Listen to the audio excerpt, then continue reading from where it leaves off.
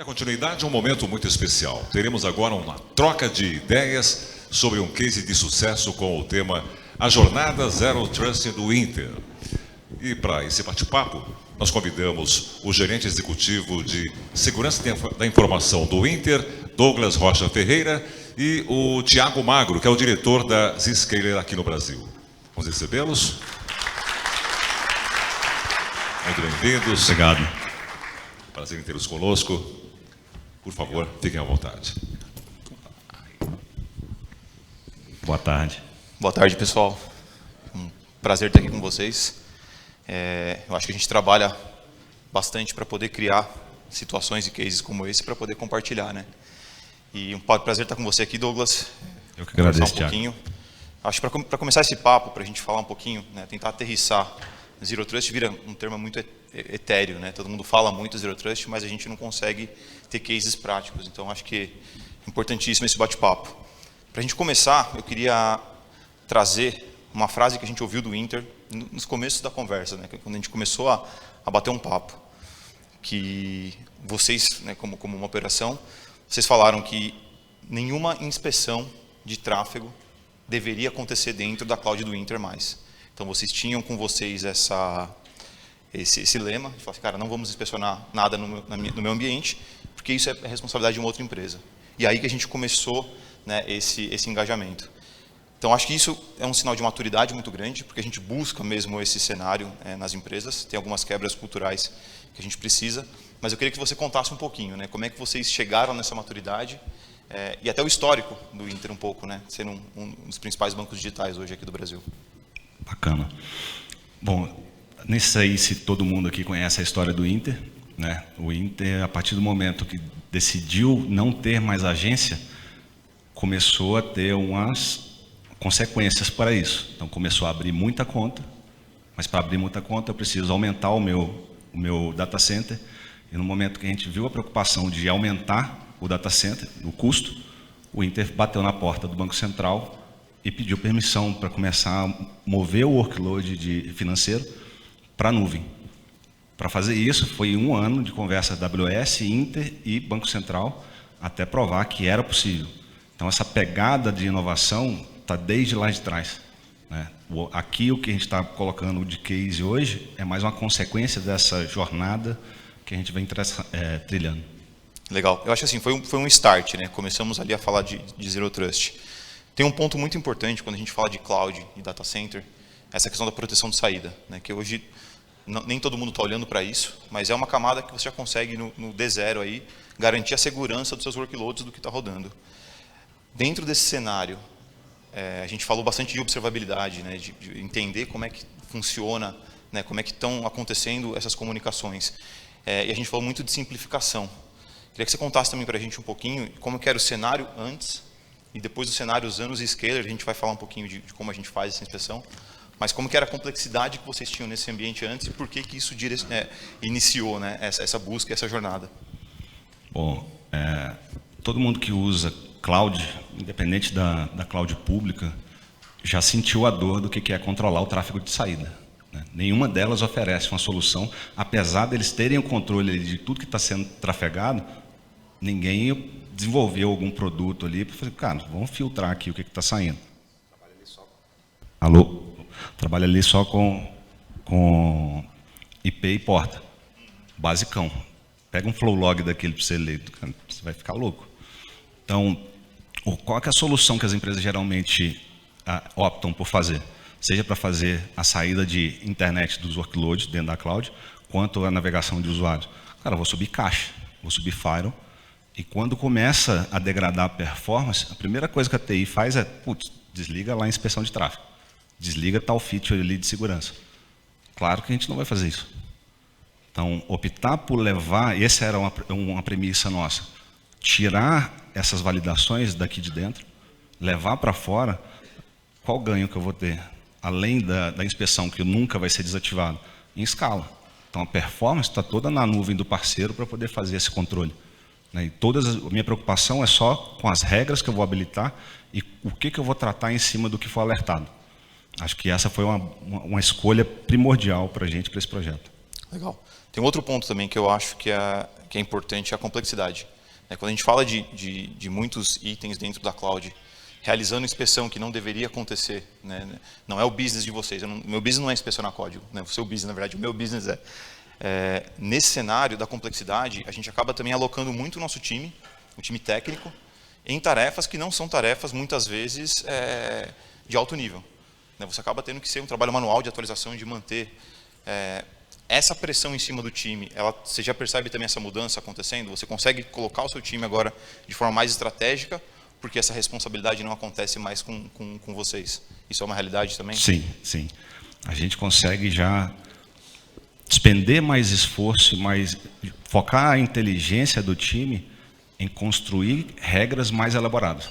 Então, sair do básico e começar a criar para casos de uso específico para cada regra de negócio. Então, consigo criar alertas para aquilo que eu não estou monitorando ainda, porque, querendo ou não, isso é um processo, né, de amadurecimento.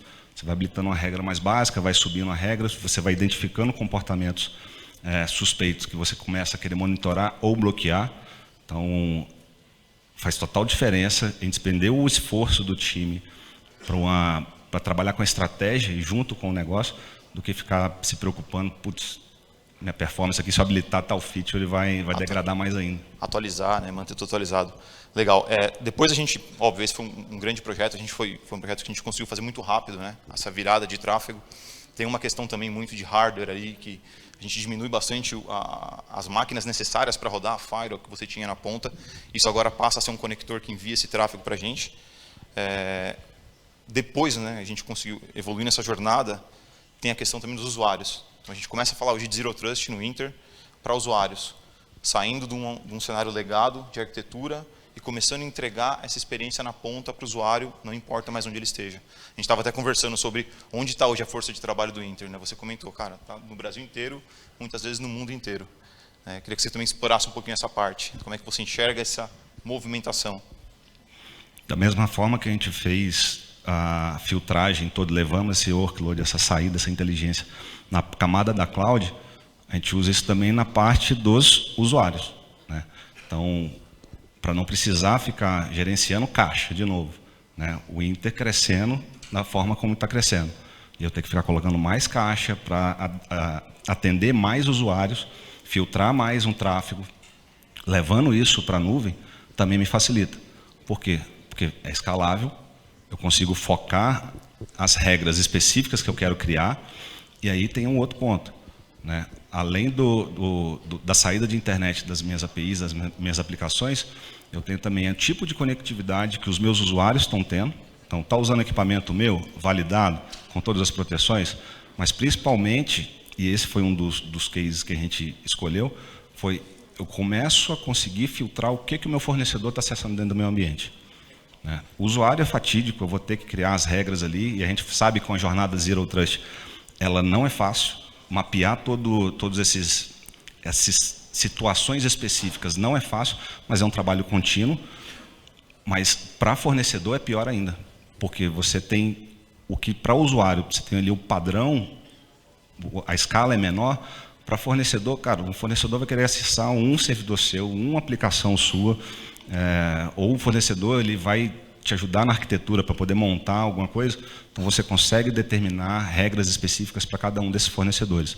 Isso daí elimina até a necessidade de eu ter que enviar algum equipamento para um fornecedor que vai atuar com a gente, desde que aqueles fornecedores que vão ter um acesso mais rico dentro do meu ambiente. Então, eu crio essas regras específicas, monto uma arquitetura mais robusta para eles e só vou ticar qualquer regra. Então, eu não preciso nem pegar esse equipamento de volta depois, né? Acabou o contrato ou alguém dentro daquele projeto saiu, só corta o acesso. Perfeito. Eu acho que esse é um grande caso, né? A gente tem visto, a maioria das empresas que a gente tem falado, a gente percebe que terceiros, né, são um grande problema, um grande vetor aí, porque você tem, usando tecnologias mais legadas, você tem que colocar esse cara dentro de uma rede, né? Como é que você vai colocar um cara que você não tem controle dentro de uma rede que ela é controlada? Então, acho que o Zero Trust nasce para resolver esse problema. Você não tem mais que se preocupar sobre como está a rede que eu vou acessar. Não tenho mais que me preocupar em segregar, criar esse controle. Então, a gente traz isso para um mundo onde definir uma regra, definir uma política, ele acessa apenas aquela aplicação. Acho que isso é uma quebra grande de paradigma. Isso também abre outras portas, pensando em conectar. A gente até fala que é conectar aquilo que não está conectado. Hoje eu tenho uma cloud conectada. Se amanhã eu faço uma aquisição de uma outra empresa, essa empresa eu já posso conectar ela dentro da estrutura Zero Trust. Isso facilita bastante num processo de M&A, porque você já blinda aquela empresa que você adquiriu e filtra exatamente o que ela precisa acessar.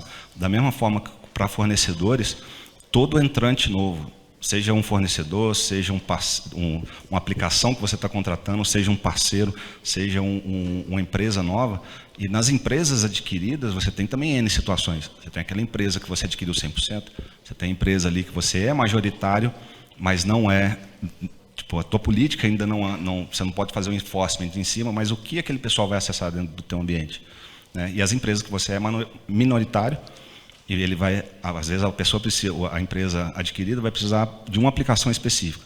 Cara, simples, libero para ele e minha rede está blindada. Eles não conseguem nem enxergar qual que é o meu endereçamento IP aqui dentro. Sim. Um outro ponto, eu acho que a gente pode tocar, que é bem importante, né, contando um pouco dessa jornada, é a questão da experiência do colaborador. Eu acho que vocês tinham isso muito forte também quando a gente começou, de eu entregar a melhor experiência para o meu colaborador, né, para o meu funcionário, para o cara que trabalha ali dentro do Inter. O que você pode contar para a gente de como era essa experiência antes e como isso mudou para quem está lá na ponta utilizando? A gente falou um pouco de desenvolvedores, mas eu queria que você contasse também essa mudança, que eu acho que é um dos grandes objetivos das empresas hoje. Né? Entregar uma experiência melhor para que esse cara tenha um dia a dia mais produtivo de trabalho. E a gente sabe que é um mercado extremamente concorrido hoje de segurança, né? Vagas, tem muitas vagas, tem pouca gente, pouco profissional no mercado, né, comparado com as vagas. Então é importantíssimo você manter o seu funcionário ali feliz, né, trabalhando com uma tecnologia que ele gosta, de um trabalho, como a gente falou, de mais alto nível. O mais importante aqui foi diminuir a fricção com o usuário, né? Porque tem ali as soluções de VPN que caem toda hora, né?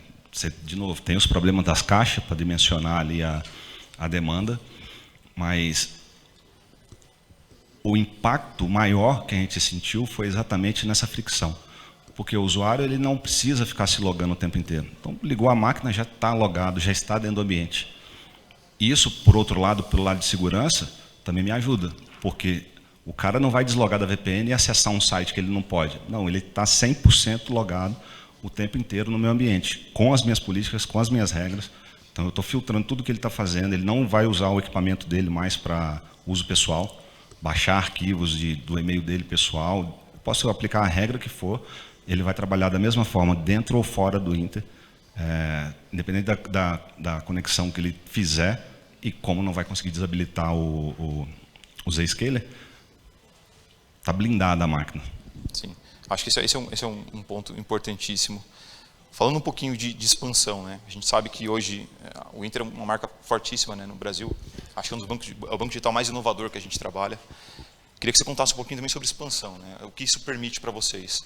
Uma vez que eu tiro as amarras da arquitetura, que eu consigo liberar vocês para trabalhar de forma remota, com mais experiência, com mais facilidade. Como a gente tem uma presença global, né? A Zscaler hoje é a principal cloud de segurança do mundo com uma presença global. Se vocês quiserem hoje utilizar uma conexão em qualquer outro país, como é que vocês enxergam isso também, né? Como isso pode ajudar vocês do Inter hoje nessa questão da expansão, olhando outros mercados? Facilita bastante, porque eu não preciso construir uma arquitetura nos Estados Unidos para o meu funcionário que vai lá. Bata aqui para depois voltar para lá. Não, ela vai pegar a infraestrutura de vocês mais próxima de onde o funcionário estiver alocado, ou estiver em viagem, ou em congresso, etc. E isso diminui consideravelmente, melhora consideravelmente a performance do meu usuário. E não tem ninguém dentro do Inter que está reclamando. Todo mundo, pelo contrário, está elogiando bastante a solução, porque a performance dos desenvolvedores, dos engenheiros, melhorou consideravelmente. Eu acho que esse é um ponto engraçado. A gente tem tido alguns cases legais que, quando a gente começa uma POC com algum cliente, a gente coloca os Zscaler nos executivos, né? Porque fala assim, cara, deixa o pessoal utilizar para eles verem o ganho de performance, e isso facilita depois a utilização. Eu queria trazer um paralelo aqui, que eu acho que é bem válido. Você comentou muitas vezes aqui no papo sobre não tenho mais caixa, né? Não tenho mais esse ambiente que que eu tenho que controlar, que atualizar. A gente faz um paralelo grande sobre o impacto que a cloud trouxe para a infraestrutura. Muita gente utilizando cloud porque não quer mais ter esse controle, essa responsabilidade sobre a infraestrutura, eu uso agora como serviço. E a gente acredita muito que a Zscaler traz essa parte tanto de rede quanto de segurança também como serviço. Eu te entrego isso como serviço, não é mais sua responsabilidade. Foca no que você faz, o seu core, e deixa isso para que a gente consiga, que a gente faça essa inspeção, que a gente atue nessa parte. Isso vocês enxergam também que esse é um caminho sem volta para vocês? Vocês falam, cara, não tem mais como, quanto menos caixa dentro de casa, melhor. Com certeza. Quanto menos infraestrutura eu tiver que administrar dentro de casa, melhor. Porque dá trabalho. A gente sabe o tanto que é moroso, vai dar pau, vai dar problema. 3 horas da manhã, num sábado, cliente seu querendo passar uma compra e não vai conseguir porque pode dar algum problema, ou tem uma emergência, o teu funcionário precisa acessar o teu ambiente para poder corrigir a emergência. Naquele momento que ele mais precisar, vai dar pau. Então, é bom ter essa confiança de que tem uma solução estável, funcionando, que é escalável bastante, dependendo da demanda, ele vai baixar, vai subir, eu não preciso ficar alocando caixas gigantescas para ficarem ociosas, esperando essa...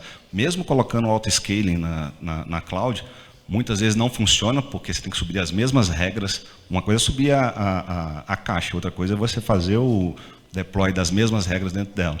Beleza, tem também soluções de gestão dessas caixas, mas nunca vi funcionar 100% assim direito, sempre tive dor de cabeça. E agora não, agora tem funcionado assim, passando liso, e aí e o time também dá tempo para a gente, de novo, para aproximar do negócio, criar as regras específicas, entender como que a gente consegue melhorar também a vida do desenvolvedor, do pessoal da TI, porque a gente, geralmente segurança, e TI tem uma rusga, mas a gente também não olha para o lado deles, o tanto que eles são flodados por liberar feature nova para o negócio. Então tem que ter esse alinhamento. E aí, liberando a gente de não ficar gerenciando essas caixas, eu consigo aproximar mais esses três personagens. Eu acho que esse é um ponto-chave. Você conseguir ter seguranças como uma área cross. À medida que você tira o operacional de cena, abre espaço para discussão. A gente tem vários exemplos, o Inter é um deles, que o pessoal sai do dia a dia e começa a falar, como é que eu posso ser mais eficiente? Como é que esse time, como é que esse grupo de desenvolvedores, como é que eu posso criar uma regra agora que facilite a vida desses caras?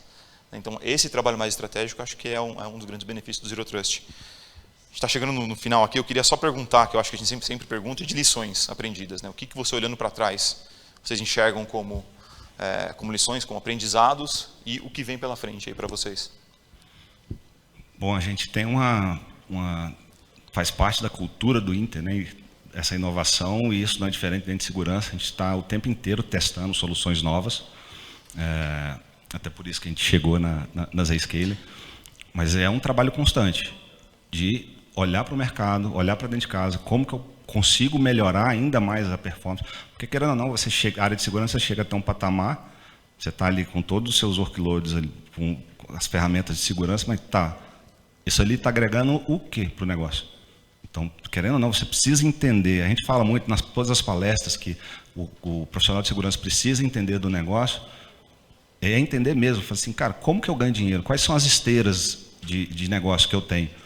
Como é que está o fechamento de quarto? Tem alguma coisa influenciando? Como que a segurança consegue melhorar um SLA lá de atendimento, entendeu? Um monitoramento do pessoal de antifraude? Então, tudo isso se encaixa. E é papel do gestor de segurança, do time de segurança, interpretar isso, porque não vai vir do negócio. Vai vir do negócio assim, putz, não está funcionando. Mas não vai vir esse feeling de, cara, você consegue me ajudar a melhorar um ponto aqui de venda, por exemplo? Não, muito bom. Acho que a gente encerrou. Eu só queria terminar lembrando de uma frase também que a gente usou muito de vocês, foi bem bacana. Durante os testes, o pessoal da arquitetura do Inter falou, sabe como a gente compra soluções aqui no Inter? A gente pega para testar e a gente testa até quebrar.